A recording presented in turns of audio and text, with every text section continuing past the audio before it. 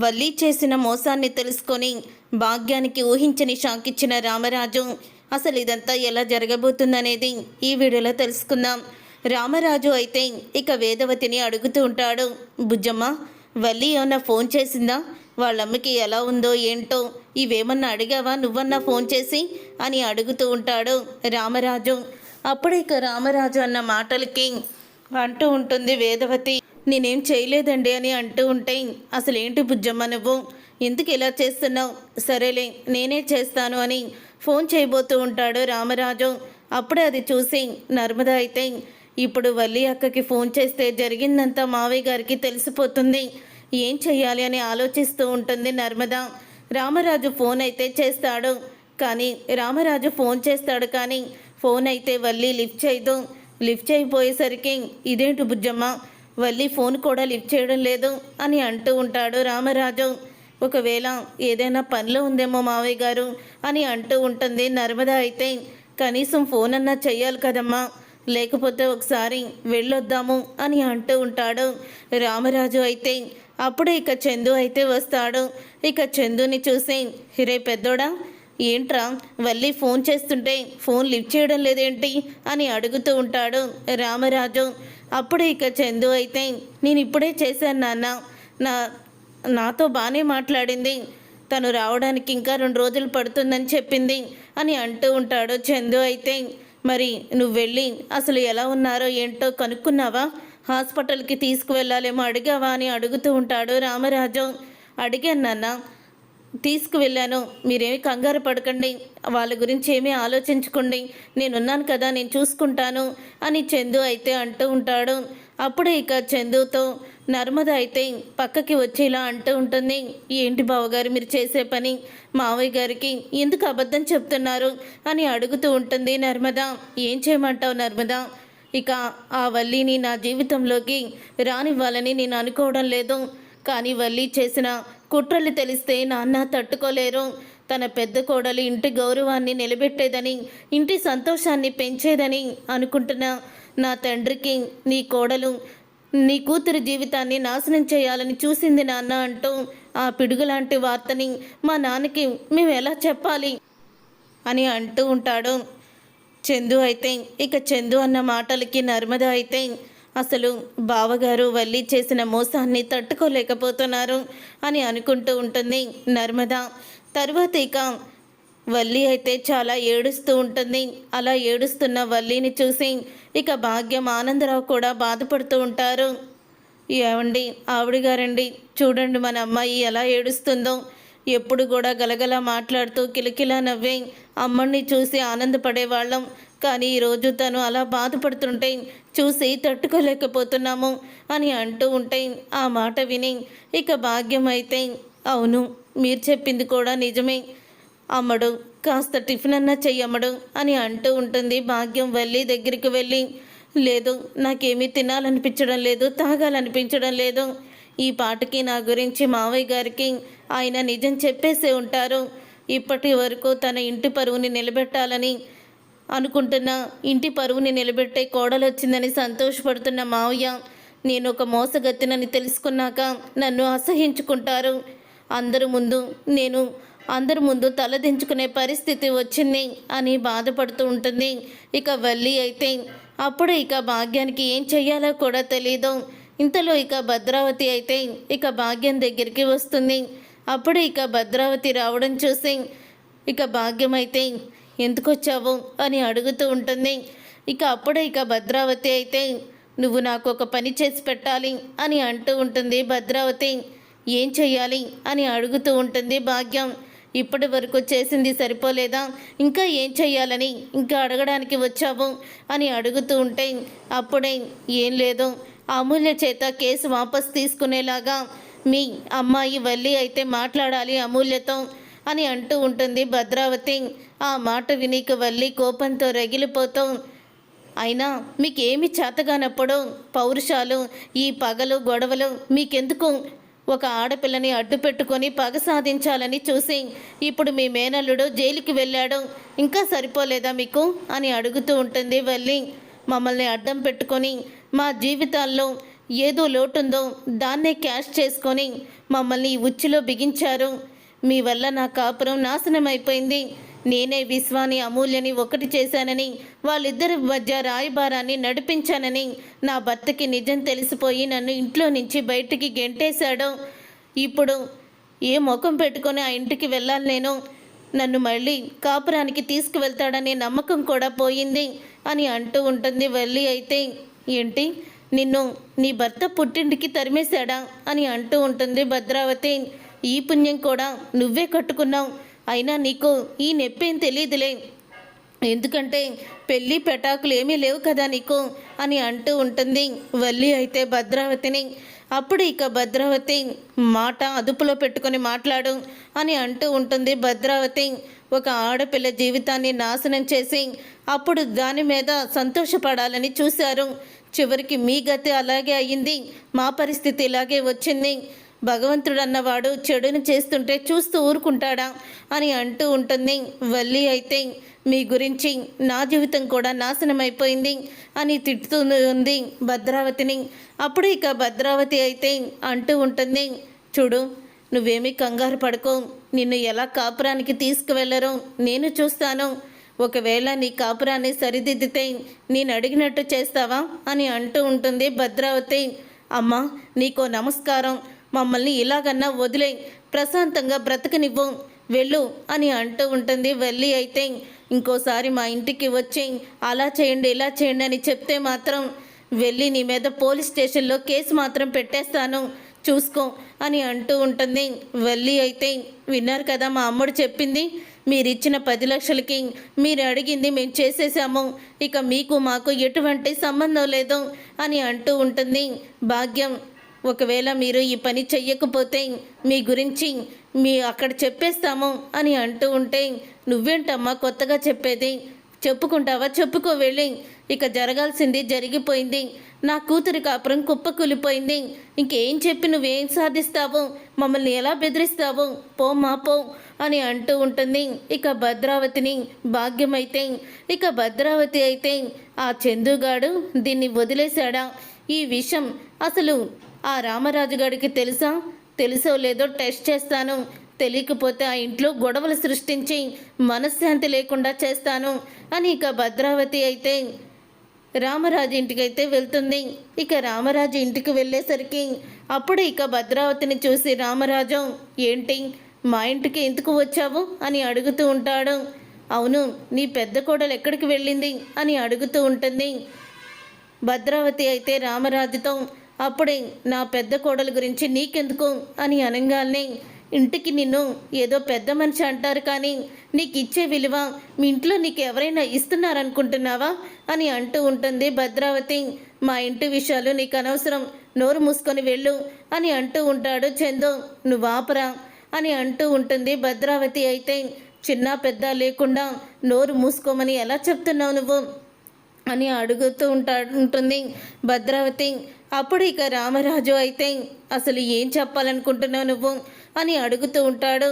అసలు నీ పిల్లలు ఏ రోజైనా నీ మాట విన్నారా, ఎవరైనా నీ మాట వినిపించుకున్నారా? నీకేదో ఒక రూపంలో అబద్ధాలు చెప్తూనే ఉన్నారు. మళ్ళీ పెద్ద ఏదో గొప్ప పెంపకం పెంచేశానని నువ్వు అనుకుంటావు, కానీ నీ పిల్లలు నీ మాటే వినరు, నీకు ఇచ్చే విలువ కూడా ఇవ్వరు అని అంటూ ఉంటుంది భద్రావతి. చూడు, ముక్కుసూటిగా మాట్లాడటం నేర్చుకో, వంక తిరుగు మాటలు అనవసరం, అసలు ఏం జరిగింది అని అడుగుతూ ఉంటాడు రామరాజు. నీ పెద్ద కొడుకు నీ పెద్ద కోడల్ని వదిలేసి పుట్టింట్లో వదిలేశాడు, తనని విడిపించేసుకున్నాడు. పుట్టింట్లో తను వాళ్ళ అమ్మకి ఆరోగ్యం బాగోకో లేకపోతే దేనికో తనని పుట్టింట్లో పెట్టలేదు, తనని శాశ్వతంగా పుట్టింటికి పంపించేశాడు, తన బంధాన్ని తెంపేసుకున్నాడు అని అంటూ ఉంటుంది భద్రావతి. ఆ మాట విని ఒక్కసారి రామరాజు షాక్ అయిపోతూ ఉంటాడు. ఇక రామరాజు షాక్ అయిపోతూ, రే పెద్దోడా, ఏంట్రా ఇదంతా అని అడుగుతూ ఉంటాడు. అదేం లేదులే నాన్న, తర్వాత చెప్తాను అని అనగానే, అప్పుడే తర్వాత చెప్పేదేంటి అని అంటూ ఉంటుంది భద్రావతి. నీ భార్యని పుట్టింటికి పంపించేసి వదిలించుకున్న మాట నిజమే కదా అని అంటూ ఉంటే, అవును నిజమే, ఏం చేస్తావు, నువ్వేం చేయగలవు అని అడుగుతూ ఉంటాడు చందు. ప్రతి దాంట్లో దూరేయడం బాగా అలవాటైపోయింది. నీ పనేదో నువ్వు చూసుకొని ఏడొచ్చు కదా, మా మీద ఎందుకు ప్రతిసారి ఏడుస్తావు అని అంటూ ఉంటాడు. ఇక చందు అయితే కొన్ని సంవత్సరాల క్రితం జరిగిన ఆ పెళ్ళిని ఇంకా మనసులోనే పెట్టుకొని ఇంకెన్ని రోజులు సాధిస్తావో, ఈ ఇన్ని రోజులు సాధించింది సరిపోలేదా, కనీసం పెళ్ళైనా చేసుకొని ఉంటే సరిపోయేది. నువ్వు ఆ మొగుడుతోనన్నా ఉండేదానివి, ఈ విషయాలు నీకేమీ గుర్తుండేవి కాదు. నోరు మూసుకొని మా ఇంటి విషయాల్లో జోక్యం చేసుకోకుండా బయటికి పో అని అంటూ ఉంటాడు భద్రావతిని. చందు అయితే అప్పుడు ఇక అంటూ ఉంటుంది.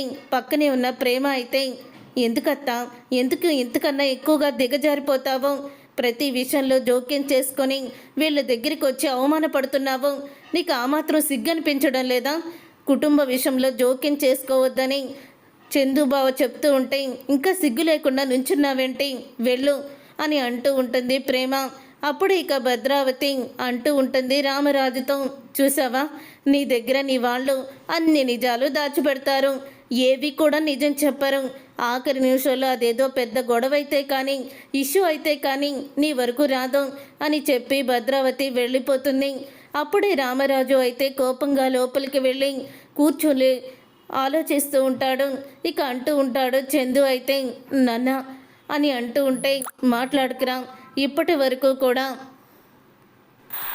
నా పెద్దోడు నా దగ్గర ఏ నిజాన్ని దాచిపెట్టడని నేను ధైర్యంగా ఉండేదాన్ని, కానీ నువ్వు మాత్రం ఇప్పుడు ఏం చేశావు, నా దగ్గర ఎందుకు నువ్వు ఇంత పెద్ద విషయాన్ని దాచిపెట్టావు, ఏంటి బుజ్జమ్మ, కోడలు ఇంట్లో నుంచి వెళ్ళిపోతే కనీసం నీకు ఆ మాత్రం కూడా తెలియలేదా అని అడుగుతూ ఉంటాడు రామరాజు.